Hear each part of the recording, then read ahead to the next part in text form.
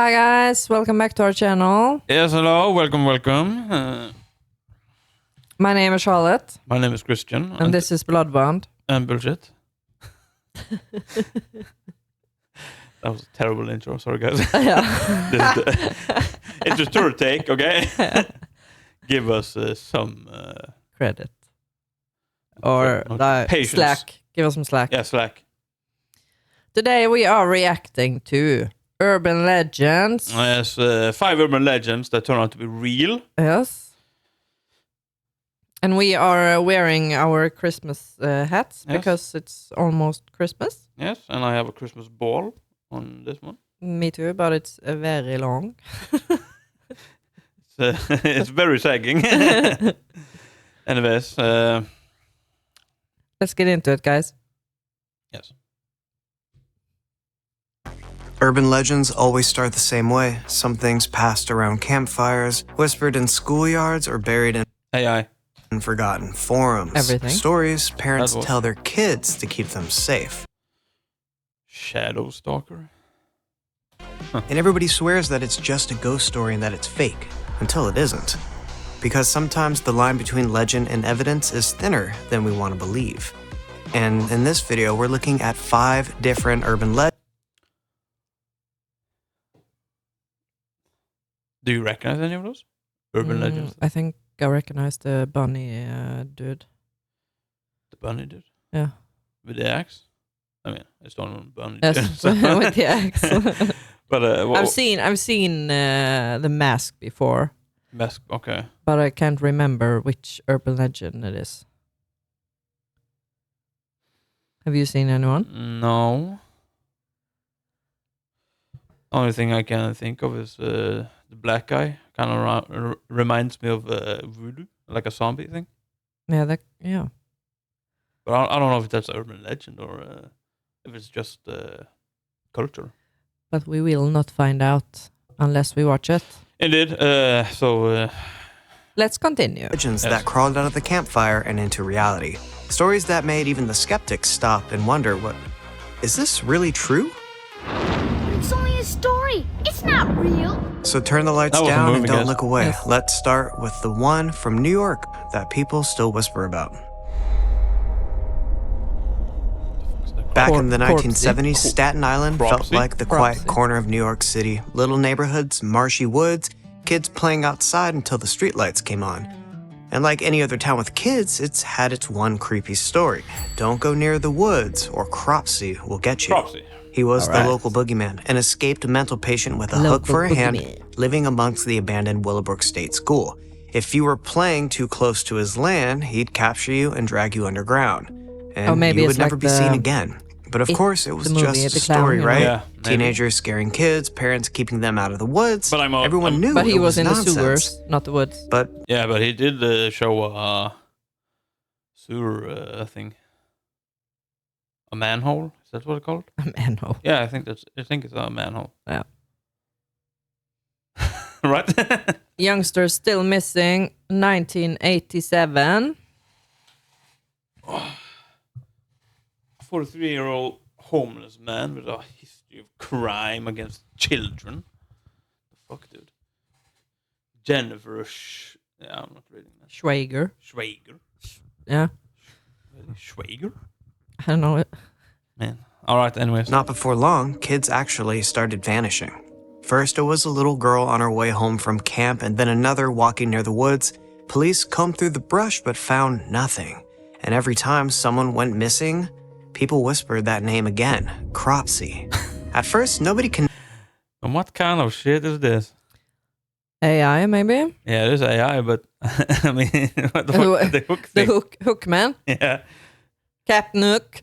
Captain Hook. Connected the legend to the real That's world crazy.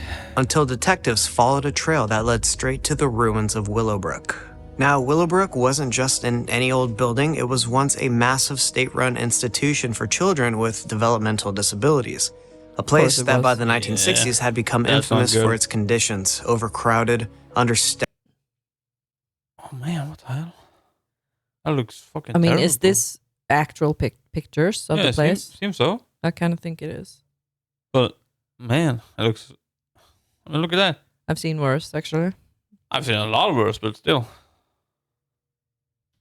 Children left there starving, lying in their own waste. In 1972, a young reporter named Geraldo Rivera, if you know, you know, went undercover with a camera crew and exposed what was happening inside. Oh, The doctor okay. invited me to see the conditions he was I've seen talking this. about, so Have you? unannounced Yes. and unexpected by the school What, administration, we toured building number I 6. can't remember what the documentary The is doctor had called, but it's warned me like that it would be bad. the children or horrible. something. The I footage know. was very okay. unsettling. Hundreds of kids crammed shoulder to shoulder in dark rooms. Tied up and everything. Yeah. So this is pictures that he took, and he also filmed. I also filmed? Yeah. Oh, okay. So maybe we'll see that soon. It made national Yeah. news. Parents were outraged. And the state shut Willowbrook down not long after. But for years afterwards, the locals said that that place, the surrounding area, still felt wrong. Teenagers would sneak in I at think night it's for called dares Save with their the Children flashlights or shaking in something. the dark. They'd tell Don't, stories about hearing take my whispers word down the for it, halls but or something like footsteps that. echoing when no one else Save was there. Children. And they Yes. all swore the Uh, same something like thing. that. This Yeah, but did they save the children? Yeah, it was closed down. Yeah, but I mean, I don't know where the children went afterwards, but at least they weren't there. that's true. I mean, because you can kill them all and then they're saved. No, that's That- true. You know? Saved. Yeah. So it's not it's not all good just here saved. But he just said after the cameraman was there, or the Yeah, one that made the documentary, Yeah. the parents were outraged. Yeah. I Outrage. mean, if you drop your kid off and then why? I mean, oh shit! Yeah, their parent. yes, I the thought it was parents just- of the children. Yeah. I thought it was just the parents. Why in is general. your child there in the first place? Yeah, Because he fuck. can't read and because he can't see and stuff. Yeah, fucking take care of your children. Yes, exactly. is where But it's Cropsey more, lived. I guess, more like mental disabilities and such. Yes. Disfigurement probably. Look like that at least in one of the pictures. But still, take care of your child. Yeah. But Okay, as don't more abandon your kids child. kept No. disappearing, one detective went out to Willowbrook and they found what they pretended didn't exist. Makeshift camps, old clothing, mattresses, children's toys, signs that someone was living down there, and it wasn't just someone, Oh, it was so that's a the man. boogeyman? And his name Boogeyman? was Andre Rand. He once worked as a janitor at Willowbrook before it shut down, and after that, he never really left. He camped in the surrounding woods, surviving off of scraps and whatever he could steal, and locals said that he would talk to kids, lure them away with candy, and then those kids would vanish. Now, Rand was arrested in 1987 after investigators found evidence tying him to several child So is he disappearances. Cropsey the then, same or- ones that people Okay. blamed on Cropsey. And when the case broke, the parents realized that this bedtime monster that they'd invent to scare their kids safe was based on a real man who'd been living amongst them. Oh, okay. So was Cropsey ever real? No. Yeah, his course name not. was Andre Rand. I mean, okay, he's like, he obviously killed the children, right? Yeah. But, I mean, But it's It- not Cropsey. no, I mean, this is, I It's- can't say that urban legend is true just because a man, also it was based on a man. No, but did the basis of the urban legend wasn't him because he came after. Yes, and then he says that Cropsey was based on him.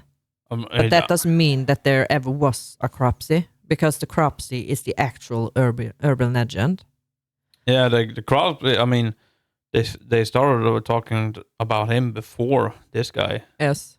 but then And then he said that the Cropsey is based on him because he was living there and luring the children away and all that.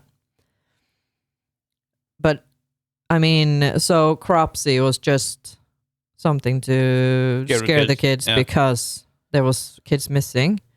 But if the urban legend had been true, there would be actually a hook man. yes, or, you know, Yeah. like the Cropsey or... But you can't just say the urban legend is true. So this is clickbait. It's not clickbait. It's kind of clickbait. No, It's like, because it wasn't true. And but it's 4. It's 1 out of 5. Okay, let's see. 1 out of 5 urban legends. Okay. Okay, so let's see the other. Calm 4. down, woman. Is that bad? No, not when I'm your sister. I'm used to it. Indeed. Indeed. Quite so. Okay. And he proved that sometimes we don't invent monsters, we just give them a nickname. And Staten Island never forgot his. So now let's travel a few hundred miles south of Staten Island, where Virginia was about to get its own monster. And before it was a legend, it was just a bridge. Locals called it Colchester Overpass, but later they would give it a new name, the Bunnyman Bridge. And as silly as it sounds, people around the DC area spent decades talking about a man in a bunny suit. Bunnyman. Yeah, isn't that what I said? Yeah. That's the guy with the bunny mask. Yes. Bunny mask and axe. I think I've heard of the bridge. You have? Yes. Yeah. And you have, you weren't there when you went to America, right? What? No. I've forgotten where we went. I was on Alcatraz. Yeah, that's the place. Fairfax Station late at night, way past that last stoplight, Do you think and park Alcatraz has under urban the legends? old railroad bridge, you'll find what's left of They have Bunnyman ghosts? Bridge. They say he only comes out after midnight, and you'll know when he's close because your headlights will start to flicker and you'll hear scraping on the metal above you. Back in the day, there was an asylum out here. Of course The story there was. goes that a bus full of inmates crashed during a There's transfer always to Lorton asylums or Prison. something. Everyone died Or except for one hospitals. man. Yes. When police finally searched the woods, they found the bodies of the missing inmates hanging from the trees, each one of them with their Inmates? throats cut and a chunk of flesh Yeah. missing. Or And patients. besides them was a trail of fur, it is patience. white but rabbit fur. And that's when they started calling him the Bunnyman. He moved into the woods near the bridge and Okay, waited. so because of If you something parked they your car found in there the at woods, night, he'd that's why watch they you were from the calling tree him line, and if Bunnyman. you got out, Yeah. if you said his name 3 times or laughed, he'd rush you, slice you open, and hang your body from the overpass. Oh my god. Man, that is fucking stupid. But isn't that like Bloody Mary? Yeah. Say it 3 times, then You turn around, watch in the mirror, and say Bloody Mary, Bloody Mary, Bloody Mary. And then she is supposed to appear in the mirror. yeah. Pass with his I've done that. hatchet still in your chest. Have you? Yes. Kids She used never to dare came. each I other would to not go have down done there on that. Halloween, and the rule was turn off your engine, count to 10, and don't make a But then sound. again, you have to If you drive heard Ouija boards as footsteps well, on the so- roof, that meant your time was up and he'd pick you. If you saw bunny ears in the reflection of your windshield, it was already too late. They say he still roams those woods, fur stained red, carrying an old hatchet, and if you're there when the clock hits midnight, you'll hear him whisper first, "You're on private property." And the last thing you'll see is those long white ears. Oh my god. It's a good story, the kind that spreads through schools and campouts, changing a little bit every time it's told. But here's the thing, it didn't start out as a legend, it started out as a police report. It's October 19th, 1970. Air Force cadet Rob Yeah, so this urban legend is true. This urban legend is also based on someone who killed someone. Yeah, it's based on someone who killed someone, but this urban legend is based on that report, which means, I mean, the report is true.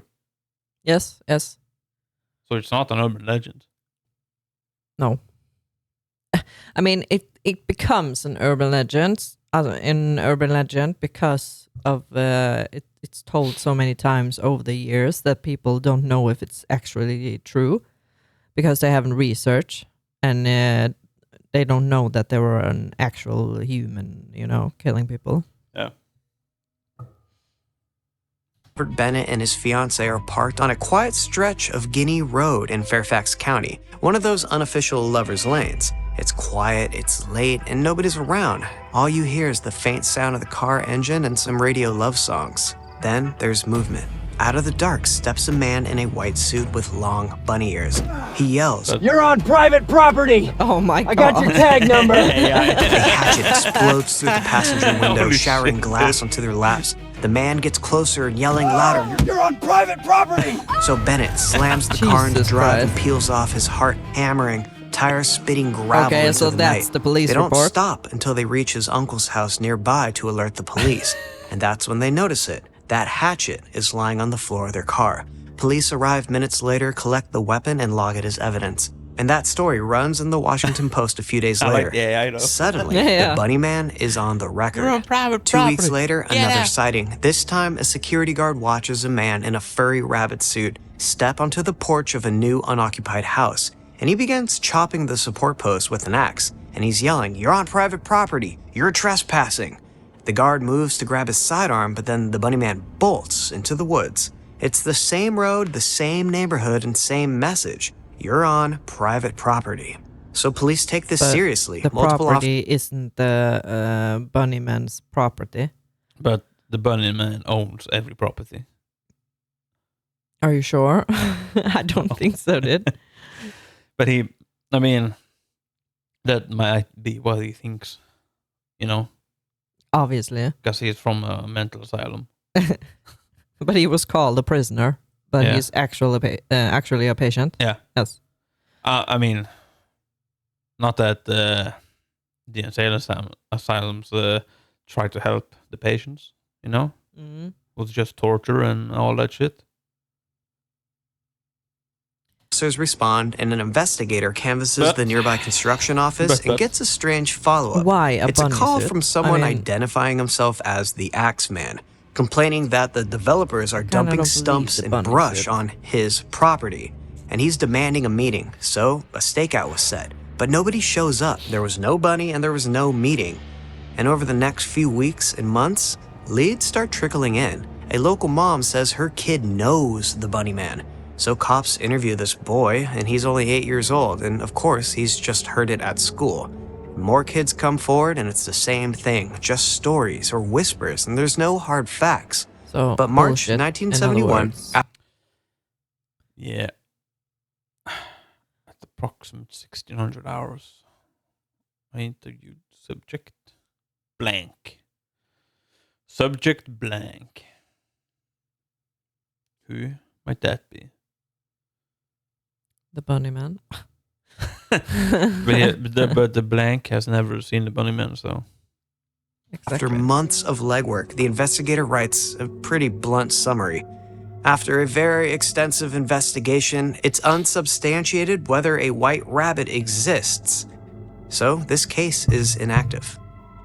And that should have been the end of it, right? 2 strange sightings, 1 police report, the case is closed. But legends have a way of growing even after the ink dries. As the years passed, the story twisted. Hatchets became murders, and one man with an axe became an escaped asylum killer who hung his victims from the bridge. It was all fiction, but it stuck, because a man in a bunny suit was real, and that hatchet was real, and the fear was also So he real. never killed and that was anybody. enough. No one The original bunny man, if there was such a man. No, but didn't he say that, Didn't they say that he found the bodies in the woods? hanging Or- from trees? Yes. was ever Or is that just bullshit then? Like, he starts at the end of the story, and then he builds why it's not real, perhaps? Well, maybe. Man, I don't know. caught. There was no motive, just reports and a legend that refused to die. Every Halloween, cars still crawl out to that bridge, their engines off, their windows cracked, and some say they hear footsteps. Others swear they see long white ears in the dark. I mean, it makes a great urban legend, right? But if a man in a rabbit suit can be real, wait till you meet the man who died and then came back. Oh, Yeah, zombie.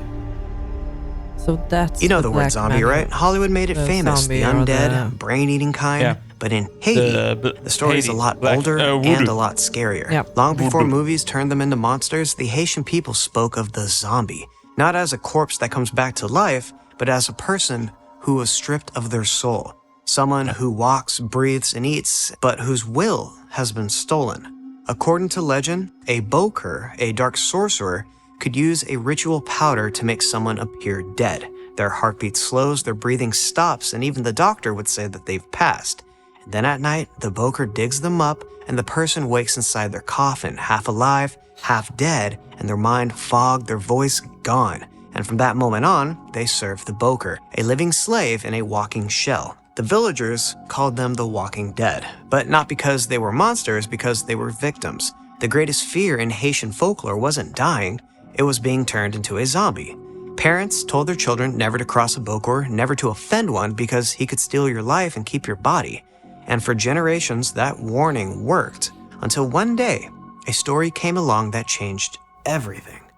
Because in 1962, a man in Haiti really did die. He was pronounced dead by doctors, buried by his family, and... So that's kind of similar to the bell. What? That's another urban legend. There was a girl who was buried alive, and she had a bell wrapped around her finger. Like a rope, and the bell was over her grave, and she was ringing it because she woke up. Yeah. And nobody heard her. Yeah. And then when there was someone on the graveyard, they saw that the bell was had fallen. Yeah. And then they dug her up, and then there was scratch marks, and her nails were gone on the coffin. Yeah, it's trying to get out. Yes. Yeah, but that's not an urban legend. That's true. Yeah, but it's. They did put bells on graves. Yeah, I know that, but the actual girl, I mean. Oh, she is fake. I think so. Ah, okay. I don't know. Maybe. I mean, it could probably be based on something. It started with the girl. Yeah, okay. Because she was pronounced dead, and then she wasn't dead, and then she tried to get out and all that. Yeah. But I wonder, I mean, I have also heard that when you got buried back in the old times. They always had a bell. Yeah, a bell, but they also had like metal bars over the casket or over the grave. I've never heard that. To stop the zombies. From eating them, or? From rising up, yeah. But it was because they were trying to stop the grave robbers, I think. Yeah, that's probably more likely, I think. Mourned for nearly 2 decades. And then, 18 years later, he came back. A man named Clairvius Narcisse arrived at the Albert Schweitzer Hospital in a town of Deschapelles, Haiti. He was feverish, barely breathing, and terrified. Doctors recorded his symptoms. There was high fever, body pain, labored pulse, and within days, his condition worsened. And then he flatlined. 2 physicians signed the death certificate, and his family buried him in the village cemetery. It was official. Clairvius Narcisse was dead. But 18 years later, 18 years, a man walked into his sister's village and said, "Don't you recognize me?" She didn't, until he started using childhood nicknames only her brother knew. Yeah, that's bullshit. But, 18 years. If I was buried alive, I wouldn't wait 18 years to go back to my family. No, fuck that. Unless the family was the one that buried you alive. Think, guys. True. Think. But they thought he was dead, you know? Yeah. But if the doctors tell you that I'm dead, then you trust them. But then I'm buried alive and can come back. You're happy to see me alive and angry at the doctors. Not 18 years later. No, I would go home right after I was buried I got out, you know? Yeah, then I would. Of course. And be pissed at the doctors. Yeah, but that doesn't happen. Because you first go to the morgue, then you get dissected. Not always. Not always? No. The family can say no. Oh. And they don't do autopsy unless they want to figure out why you died. Ah, okay. But you'll still have to be put in the morgue. In the morgue, and then at the funeral home. Yeah, in a cold, and then at the church, where you're in a little some freezer like storage. Yes. Then you put in the casket, and then they bury you. Yeah. So, if he actually were dead and buried and came back 18 years later, I highly doubt it. Yeah. Maybe a guy came into the village and said 18 years later and said, "Oh my God, I'm back. Oh, I'm done." And she didn't recognize him, you know? Yeah. And if he knew them before, like a friend or something, he can say, "Oh, I'm your brother. I'm alive." Ooh, you know? Yeah, true. Her knees gave out because this was her brother, Clairvius Narses, the man that they had thought was buried. Yeah, he told her he remembered the everything, the hospital, the paralysis, the people declaring him dead. He could hear his own funeral, and then after darkness, he woke up in a field surrounded by strangers. No. Other dead people, No. working under the whip of a man they called a boker, This a is voodoo bullshit, sorcerer. dude. For years, he said he labored in silence until the boker died and that spell broke. He wandered the countryside until he found his way home. Now, to locals, this He was wandered the proof countryside the for zombie 18 was years real. before he To came home. scientists, it was Yeah. impossible until one ethnobotanist named Wade Davis decided to go and find out. Davis spent years in Haiti and discovered something wild. Some bokers used a powder made from ground-up pufferfish, toads, and plants that contained a tetrodotoxin, that same toxin that causes death-like paralysis. Too much would kill you, but a small, precise dose, well, it can slow your heart rate and breathing to almost zero. Someone could be declared Yeah, but dead, how do you know even about buried the dosage? alive, only to wake up Exactly. days later just under the control of guess. whoever dug them up. That's exactly what Clairvius described, a medical explanation for an urban legend that terrified a whole culture. He wasn't the undead, he was a victim of pharmacology used as witchcraft. Even so, science doesn't kill the story, it just makes it creepier. Because if a man can be poisoned, buried, enslaved, and returned to the world with his mind shattered, what would you call him? Some would call him a survivor, but Haitians called him zombie. I would call it Clairvius bullshit. lived quietly until 1994, never far from the rumors that made him famous. And the old people in his village still whispered he died once, then he came back. Wrong. Every legend starts somewhere. Sometimes it's a campfire, sometimes it's a lab. And we've met the boogeyman, we've met the bunny man, and now we've met a man who died twice. But our next legend, it's about a woman who had a smile from ear to ear. Okay, so the movie Smile. No. Every country has its ghost stories, right? But in Japan, one of the most terrifying begins with a simple question. 私くらい? Am I pretty? If a woman in a mask ever asks you that, run. Because you might have just met Kochisake Onna, the slit-mouthed woman. According to the legend, she was once beautiful, maybe too beautiful. Some say she was the wife of a jealous samurai who discovered her affairs and, in a rage, slit her mouth from ear to ear. Others say it was a jealous sister or a botched cosmetic surgery. No one agrees exactly on how it happened, only that she did die, mutilated, and her beauty was stolen in the cruelest way imaginable. But she didn't stay dead. She returned as an onryo, a vengeful spirit drifting through quiet streets at night, and her face was hidden behind a surgical mask. And one So this is a ghost story? A true ghost story? Yeah. Okay. The truest of all ghost stories, apparently. And she carried a pair of scissors, or sometimes a knife. She would stop strangers. She would lean in close and ask, 私くらい? If you say no, she kills you instantly. If you say yes, she lowers the mask and reveals her mouth, carved wide open, the corners slashed to her ears.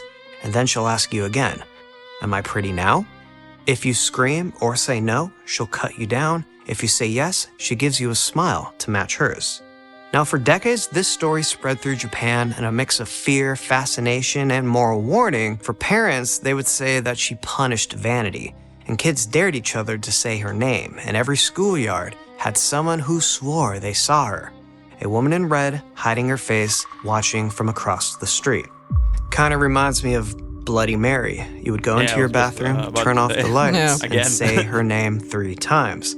Apparently, she's supposed to appear.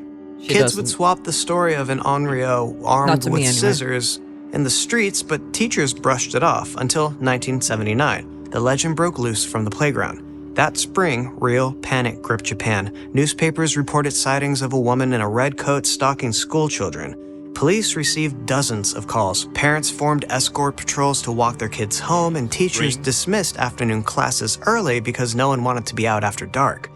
And then it happened in Himeji City, and officers arrested a 25-year-old woman wearing, you guessed it, a white mask and carrying a knife. She had been jumping out from alleys to scare children, pretending to be Kochisake Onna. Nobody was hurt, thankfully, but that didn't matter. The fear had already gone nationwide. The slit-mouthed woman wasn't a ghost anymore. She had become a real public safety problem. Japan's National Police Agency even issued bulletins to calm citizens down. But here's the weirdest part. When police interrogated the woman, she said she didn't mean to cause chaos. She just wanted to see if people would scream. And they did. Millions of them. And the legend evolved after that. In the 1980s, it spread to Korea. In the 2000s, it resurfaced online with cell phone photos, fake security footage, and new rules. Like, if you were to say average instead of yes or no, then she would let you live. I mean, that's like classic internet urban legend rule, right? But unlike a lot of those urban legends, this one too has an official arrest record. I mean, they usually do. Yeah. A woman who literally turned myth into misdemeanor. This kind of urban legend is the kind of case that shows how thin the line between imagination and panic really is. All it takes is one person in a mask and a community ready to believe. So yeah, ghosts might not be real, but sometimes people do the haunting for them. Ghosts is... Our next story probably is the most mundane, but also the most horrifying, because this one doesn't happen in the woods or at midnight or even under a bridge. It happens in your bed, the one that you're sleeping on, and it could happen to any one of us at any time. But I want to ask you one simple question. Have you ever actually found a dead body inside a hotel bed? Nope. Because we live in Norway. We don't have Our story begins in Las Vegas, where a couple checks into their hotel room and instantly notices a strange smell. Something sour. They call the front desk, who sends up a cleaning crew armed with spray bottles and Pine Sol, and after an hour of scrubbing, the smell is not gone. It's worse, but now it has citrus undertones. The guests are pissed, but the hotel is full because there's a convention in town, and there are no other rooms available, so the couple decides to tough it out for one night. But at 3 a.m., that stench becomes unbearable. It wakes them up, and they can't take it anymore. They pack up, check out, and sleep in their car. And the next morning, housekeeping gets new orders. Find that smell. They strip the sheets, flip the mattress, and there's nothing. Finally, one cleaner decides to check inside the box spring. Something that I'm sure no one ever does. And there it was. Stuffed in a hollowed-out cavity is this rotting corpse. By the looks of it, it had been decomposing under guests for days. Multiple people had slept right on top of it.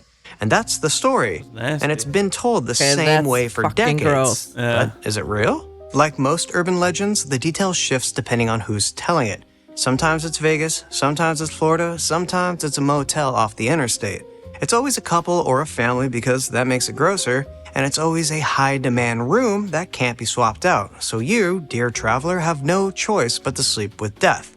The body is always hidden in the bed, not under it, because audiences will believe a lot of things, but not that someone ignored a smell that strong for 3 days without checking below. Yeah. And that's the genius of the legend. It invites you to imagine how many strangers have done the same thing, and maybe even you too. I've slept in my fair share of stinky motel and hotels. I've always checked under the bed, but never in the box spring. And this urban legend even crept into pop culture. In 1977's it would have gone through the box spring and onto the floor under the bed. Yeah, it would have been leaking. Yes. And so... no. Maybe. Takes a while before the corpse begin to liquefy, doesn't it? It takes hours. Not before it liquefies. Turns into liquid, like just disgusting slop. I don't know, maybe a week? I'll say closer to a month, perhaps. I don't know. But I do not know.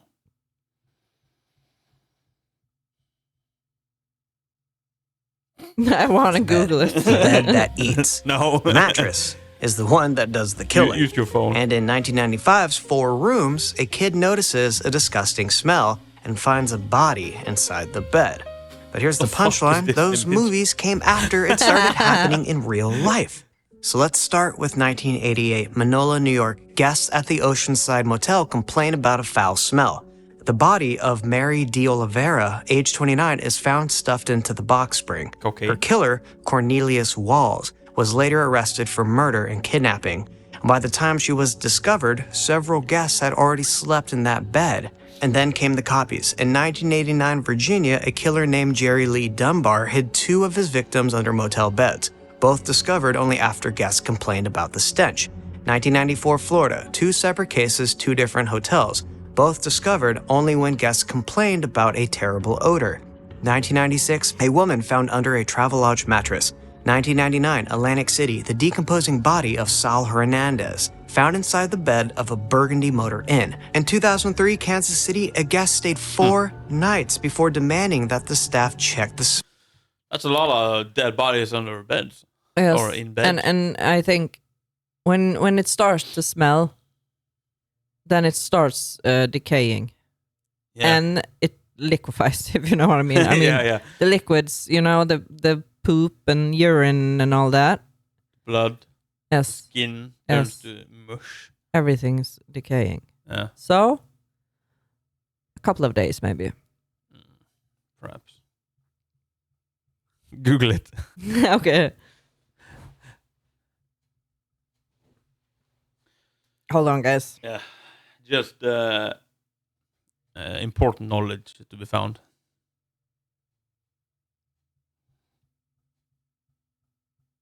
She's using her phone, as you can see from this place. Okay.